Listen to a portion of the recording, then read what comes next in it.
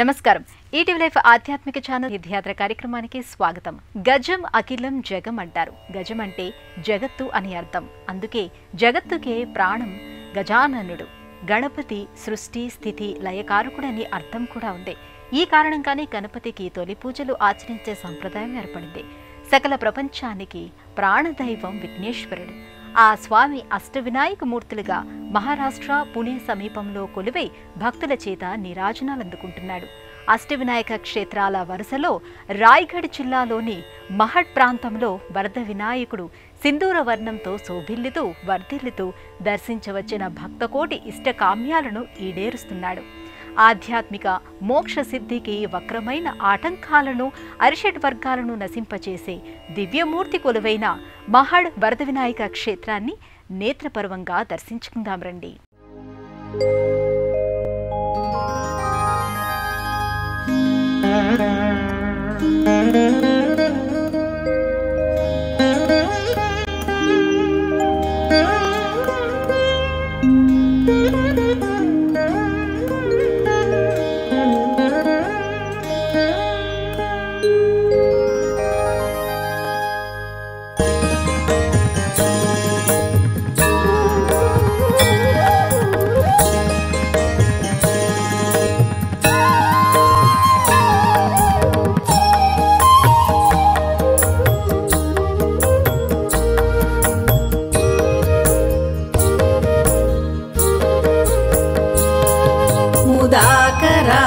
मोदकं सदा विमुक्ति साधकं कलाधरावतं सकं विलासि लोकरक्षकं अनायकैकनायकं विनाशिते दैत्यकं नतासुवासुनाशकं नमामि तं विनायकम्.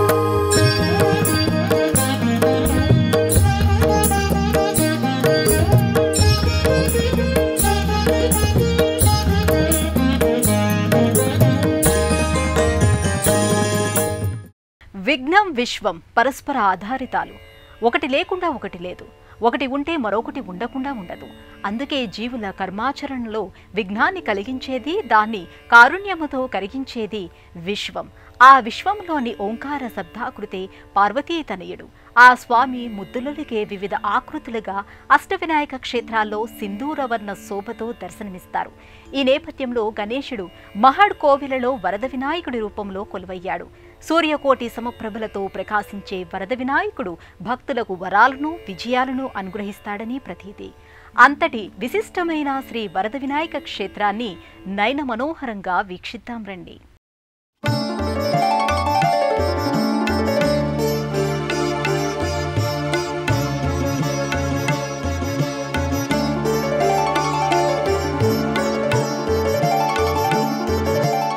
మహడ్ శ్రీ వరద వినాయకుడి కోవల తూర్పు ముఖంగా నెలకొని ఉంటుంది. ప్రధాన ఆలయానికి ముందు భాగంలో గ్రామదేవతా మందిరం నెలకొని ఉంటుంది. స్థానిక భక్తులు ఎక్కువ మంది గ్రామదేవతను ముందుగా దర్శించిన తరువాతే వరద వినాయకుడి దర్శనం చేసుకుంటారు.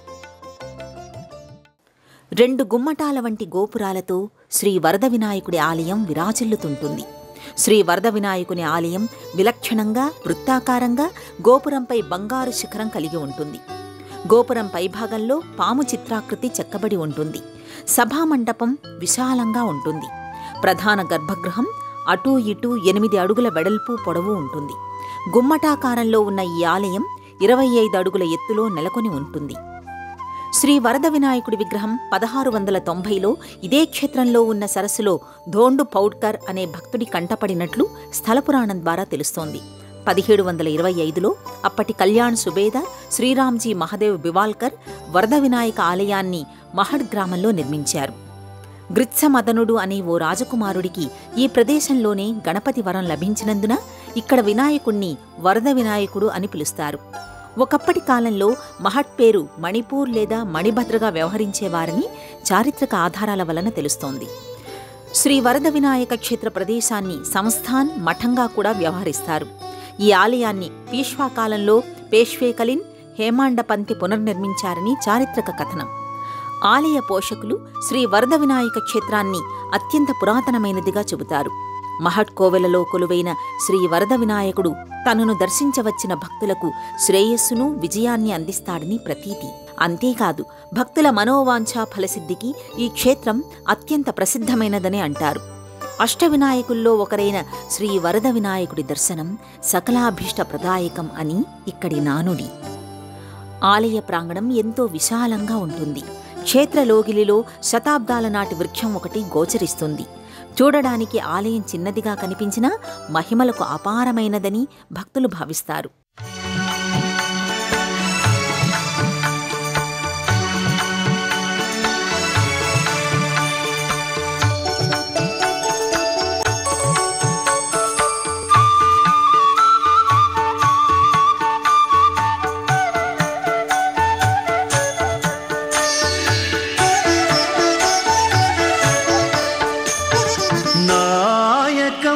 వినాయకం సచ్చిదానందదాయకం నాయకం వినాయకం సచ్చిదానందదాయకం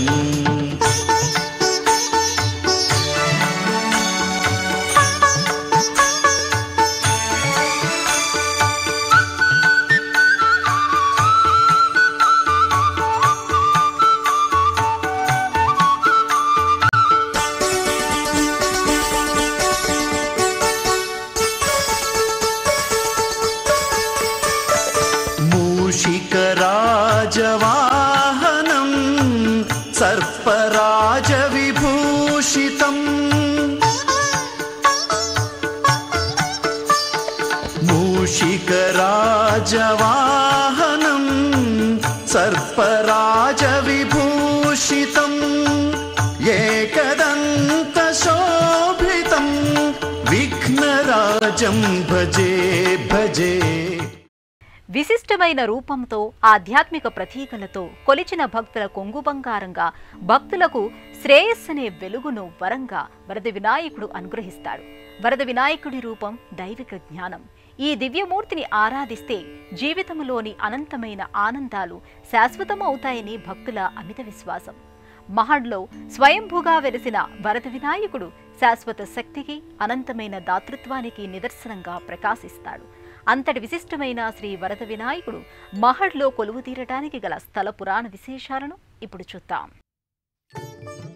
కౌండిన్యపురాన్ని పాలించే రాజు భీముడు ఒకరోజు ధర్మపత్నితో కలిసి సంతానం కొరకే తపస్సాచరించడానికి అడవికి వెళతాడు. అక్కడ విశ్వామిత్రుణ్ణి కలిసి వారి దగ్గర ఏకాక్షర గజానన మంత్రోపదేశం తీసుకుని ఆ మంత్ర ప్రభావం చేత పండంటి పుత్రుణ్ణి పొందుతాడు. ఆ బిడ్డకు రుక్మాంగదుడు అని నామకరణం చేసుకుని అల్లారు ముద్దుగా పెంచి యుక్త వయసు రాగానే పట్టాభిషిక్తుణ్ణి చేస్తాడు. ఒకరోజు రుక్మాంగదుడు వేటకి వెళ్లి అక్కడికి దగ్గరగా ఉన్న భారతీయ ప్రాచీన ఋషి వాచక్నవి ఆశ్రమానికి విశ్రమించడానికి వెళతాడు. ఋషిపత్ని ముకుంద యవ్వనవంతుడైన రుక్మాంగదుణ్ణి చూసి మోహించింది. దీంతో రుక్మాంగదుడు ఋషిపత్నిని వారించి అక్కడ్నుంచి వెళ్లిపోతాడు. ముకుందను ఎప్పటినుంచో మోహించిన ఇంద్రుడు రుక్మాంగదుని రూపంలో వచ్చి ఏకాంతంగా గడుపుతాడు. జరిగిన మోసం తెలియని ముకుంద గ్రిత్సామదనుడు అనే పుత్రుడికి జన్మనిచ్చింది. పెరిగి పెద్దవాడైన గ్రిత్సామదనుడు తన జన్మవృత్తాంతాన్ని తెలుసుకుని ముకుందను అసహించుకుంటాడు. ఆమెను ముళ్లతో ఉండే బదరిక వృక్షం కమ్మని శపిస్తాడు. ఆ శాపానికి ప్రతిగా ముకుంద గ్రిత్సామదనుణ్ణి రాక్షసుడిగా జన్మించాలని శపిస్తుంది. అంతలో ఆకాశవాణి గ్రిత్సామదనుని జన్మకి కారణం రుక్మాంగదుడు కాదని సాక్షాత్తు దేవేంద్రుడే అని చెప్తుంది. అవమానంతో కుంగిపోయిన గ్రిత్సామదనుడు ఆ వనాన్ని విడిచిపెట్టి పుష్పకవనానికి వెళ్లి తన తపశ్శక్తితో గణేశుణ్ణి ప్రసన్నం చేసుకుని తల్లి వలన పొందిన శాపం నుంచి తప్పించమని కోరతాడు. గణేశుడు తల్లి శాపం నుండి తప్పించే శక్తి ఎవరికీ లేదని చెప్పి అతని పుత్రుడికి ఈశ్వరుని చేతిలో తప్ప మరెవ్వరి చేతిలోనూ మరణం లేనట్లుగా వరం ప్రసాదిస్తాడు.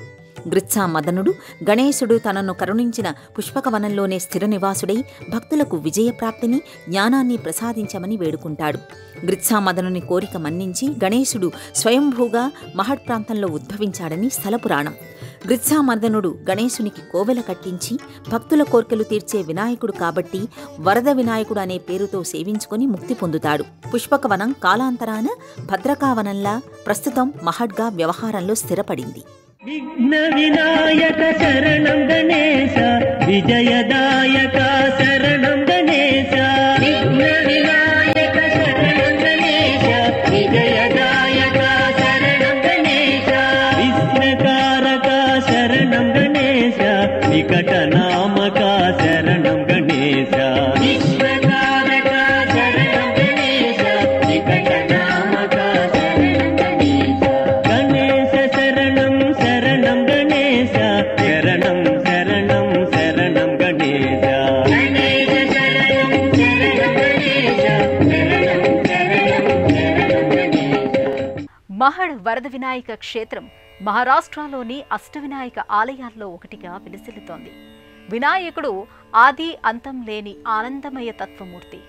అంకుటిత దీక్షతో భక్తి ప్రపత్తులతో కొలవాలే గాని కోరిన కోరికలను సకల సౌభాగ్యాలను ప్రసాదించే సిద్ధి దేవతగా వరద వినాయకుడు విరాజిల్లుతున్నాడు.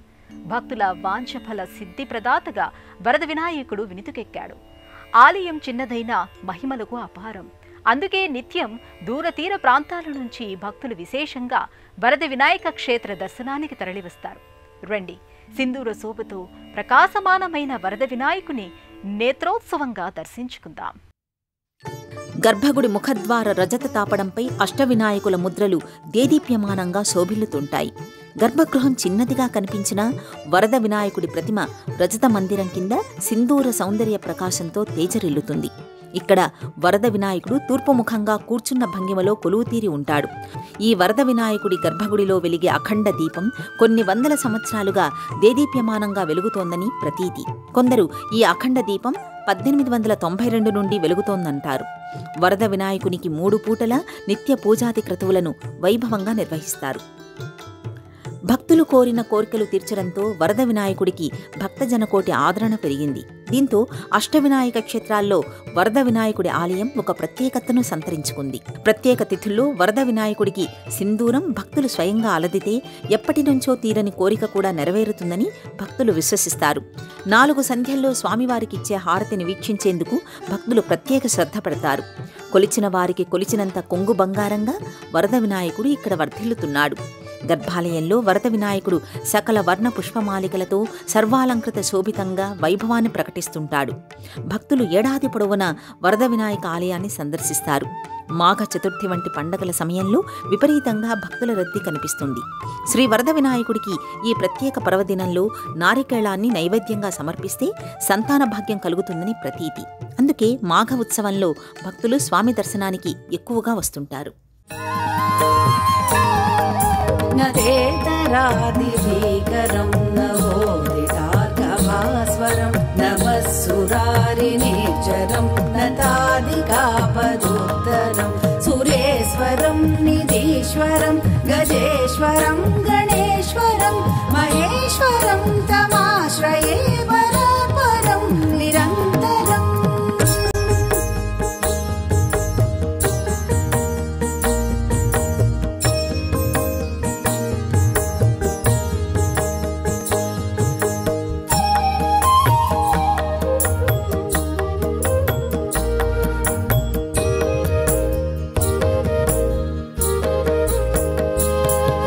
సమస్తలోకశంకరం నిరస్తదైత్యకుంజరం దరే తరోదరం వరం వరే భవక్రమక్షరం కృపాకరం క్షమాకరం ముదాకరం యశస్కరం మనస్కరం నమస్కృతాం నమస్కరోమి భాస్వరం. భగవంతుడి నామమంత్రాలకు ముందు ఓంకార బీజాక్షరం ఎలా ఉంటుందో అలానే అన్ని శుభకార్యాలకి ముందు గణపతి పూజ తప్పక ఉంటుంది. అలానే భక్తుల కార్య సాఫల్య సిద్ధి బుద్ధి కావాలి. ఇవి 2 అవిభాజ్య శక్తులు. ఈ శక్తులను భక్తులకు సంపూర్ణంగా అనుగ్రహించే దివ్యధామం శ్రీ వరద వినాయక క్షేత్రం. ఈ దివ్య ఆలయంలో వరద వినాయకుడితో పాటు వివిధ దేవతామూర్తుల మందిరాలు నెలకొని ఉన్నాయి. భక్తులు ఇక్కడ ఉప ఆలయాలలోని దేవతలను కూడా సందర్శించి తమ భక్తి ప్రపత్తులను చాటుకుంటారు. వారి అనుగ్రహానికి పాత్రులవుతారు. ఆలయ ప్రధాన మండపంలో సింధూర గణపతి విగ్రహం దర్శనమిస్తుంది. గర్భగృహంలో వరద వినాయకుడి దర్శనానికి ముందు కొందరు భక్తులు ఈ దివ్యమూర్తిని భక్తి శ్రద్ధలతో దర్శించుకుంటారు. కొందరు భక్తులు ఈ స్వామికి దూర్వాయుగ్మం అంటే గరికను, పుష్పాలను సమర్పిస్తారు. ఈ గణపతికి మరోవైపు విష్ణుమూర్తి ప్రతిమ కూడా నెలకొని ఉంది. ఇదే సభామంటపంలో మరోవైపు పరమేశ్వరుడు లింగమూర్తిగా భక్తులకు దర్శనమిస్తాడు. శాలగ్రామ శివలింగంపై తామ్ర సర్పాకృతి పంచఫణులతో ఛత్రమై అలరారుతుంది. ఈ శివలింగానికి వెనుక భాగాన పరమేశ్వరుడి దేవేరి పార్వతీమాత ప్రతిమ కూడా కొలువుతీరి ఉంటుంది. అయ్యను దర్శించిన వారికి అమ్మవారి అనుగ్రహం కూడా లభిస్తుంది. ఇదే ఆలయంలో శ్రీ వరద వినాయకుడి మూషిక వాహనం కూడా దర్శనమిస్తుంది. ఇదే ఆలయ ప్రాంగణంలో నవగ్రహాలు కాకుండా రాహు, కేతు, శని దేవతామూర్తులు కొలువైన మందిరం నెలకొని ఉంది. ఇక్కడ భక్తులు శని, రాహు, కేతువులకు ప్రత్యేక పూజలు నిర్వహించుకుంటారు. అలాగే 100 ఏళ్ల నాటి అశ్వత్థ వృక్షానికి సమీపంలోనే దత్తాత్రేయ మందిరం నెలకొని ఉంటుంది. ఇదే క్షేత్రంలో నిత్యాన్నదాన సత్రం కూడా ఉంది. అలాగే భక్తులు బస చేయడానికి సౌకర్యాలు కూడా లభిస్తాయి.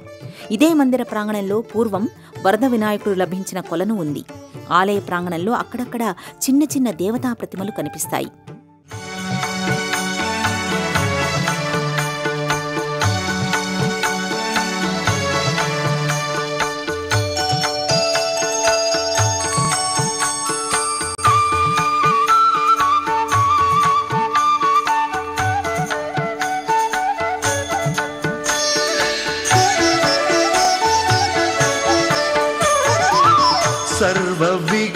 सर्वविघ्ननाशकं सर्वपापहारकं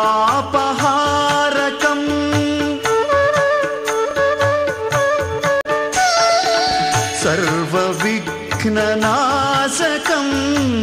सर्वपापहारकं कार्यसिद्धिकारकं विघ्नराजं भजे भजे नायकं వినాయకం సచ్చిదానందదాయకం. నవవిధ భక్తి మార్గాల్లో శరణు వేడిన వారికి ఆనంద మందార వరద ప్రదాయకుడు మహడ్ శ్రీ వరద వినాయకుడు. అర్హులకు అమృత లహరిగా, శరణార్థులకు అనుగ్రహ ఆనంద విహారిగా గోచరిస్తాడు వరద వినాయకుడు. అంతటి విశిష్టమైన శ్రీక్షేత్రంలో ఏడాది పొడవునా పలు ఉత్సవాలను ఘనంగా నిర్వహిస్తారు. శ్రీ వరద వినాయకునికి రోజు 3 పూటలా నిత్య పూజలతో పాటు భాద్రపద, మాఘమాసాలలో శుద్ధ పాడ్యమి నుంచి పంచమి వరకు ఉత్సవాలు నిర్వహిస్తారు. గణేశ జయంతి, వినాయక చవితి విశేషంగా జరుపుతారు. సంతానం లేని దంపతులు మాఘ ఉత్సవంలో భాగంగా శుద్ధ పాడ్యమి నుంచి పంచమి వరకు జరిగే ఉత్సవాలలో పాల్గొంటారు. ఈ ఉత్సవంలో వినాయకునికి నైవేద్యంగా కొబ్బరికాయను సమర్పించి ఆ ప్రసాదాన్ని తినడం వల్ల వారికి సంతాన ప్రాప్తి కలుగుతుందని స్థానికుల నమ్మకం. శ్రావణమాసంలో వచ్చే శ్రీకృష్ణ జన్మాష్టమి, దహీ హండీ కార్యక్రమాలను వైభవోపేతంగా జరుపుతారు. అలాగే ఫాల్గుణ మాసంలో వచ్చే హోలీ వేడుకను సంప్రదాయబద్ధంగా నిర్వహిస్తారు. చాతుర్మాస్య దీక్షలను విరివిగా పాటిస్తారు. ఈ కాలంలో ప్రవచన కార్యక్రమాలను నిర్వహిస్తారు. ఆశ్వయుజ మాసంలో దసరా శరన్నవరాత్రోత్సవాలను అంగరంగ వైభవంగా జరుపుతారు. వినాయకుడికి జరిగే ప్రత్యేక ఉత్సవాల సందర్భంలో వరద వినాయకుడి పల్లకి ఊరేగింపును ఆధ్యాత్మిక నేపథ్యంగా నయన మనోహరంగా, సన్మంగళదాయకంగా నిర్వహిస్తారు.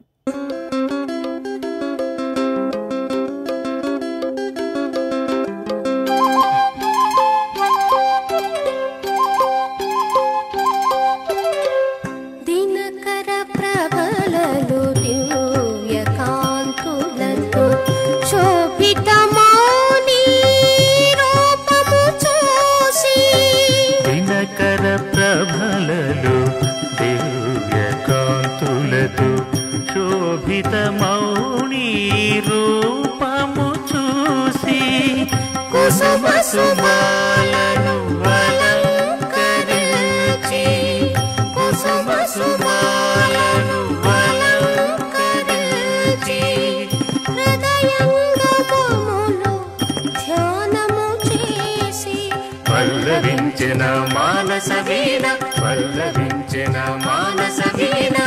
శ్రీ గురవే నమః గణాధిప.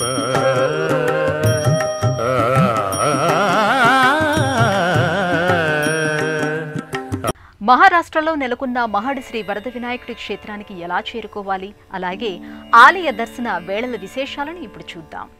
మహడ్ వరద వినాయక క్షేత్రం పూణే ముంబై హైవేకి 65 కిలోమీటర్ల దూరంలోనూ, పూణే నుండి 87 కిలోమీటర్ల దూరంలోనూ ఉంది.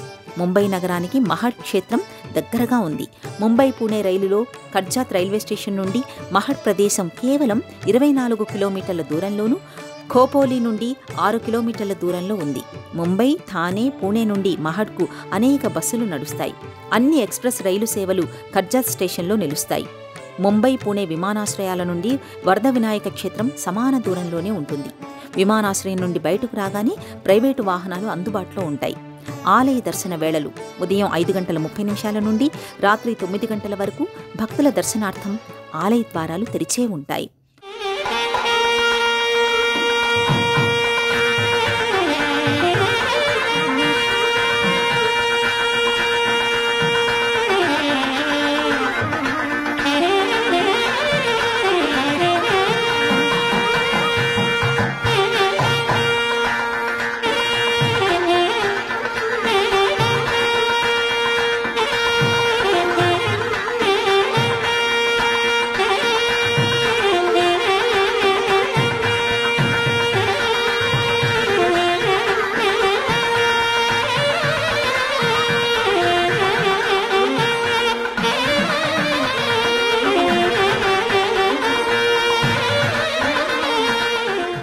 అష్ట వినాయక క్షేత్రాల్లో ఒకటైన శ్రీ వరద వినాయకుడి దర్శనం సకలాభిష్ట వరప్రదాయకంగా భక్తులు భావిస్తారు. ఈ స్వామిని చేతులారా పూజించి నోరారా కీర్తించిన భక్తులకు మనోవాంఛ ఫలసిద్ధి తప్పకుండా కలుగుతుందని ప్రతీతి. ఈ నేపథ్యంలో భక్తులకు అనేక నిదర్శనాలు కనబడుతూ ఉండడంతో ఈ శ్రీక్షేత్రం దినదినాభివృద్ధి చెందుతూ శతాబ్దాలుగా విలసిల్లుతోంది. ఇవి శ్రీ వరద వినాయకుడి క్షేత్ర విశేషాలు. ఈ స్వామి అనుగ్రహం మీ అందరిపై ఎళ్లవేళలా ఉండాలని ఆశిస్తూ రేపటి తీర్థయాత్రలో మరో క్షేత్ర సందర్శనంతో మళ్ళీ కలుసుకుందాం. అంతవరకు సెలవు. నమస్కారం. గుణగణ నాయక వరవిభూషణ శుభదాయక మని ఈ కృతి పిలిచి గుణగణ నాయక వరవిభూషణ శుభదాయక మని ఈ కృతి నర్పించి విలాస విలసిత సత్య సంబంధిత ఆకృతి చూసి ఆనందించి విలాస విలసిత సత్య సంబంధిత ఆకృతి చూసి ఆనందించి పల్లవించి నా మానస వీణ శ్రీ గురవే నమః గణాధిపా మనోమోదకర పరదో భవ పరవశమౌ నీ గానము చేసి పల్లవించిన మానస వీణ శ్రీ గురవే నమః గణాధిపా.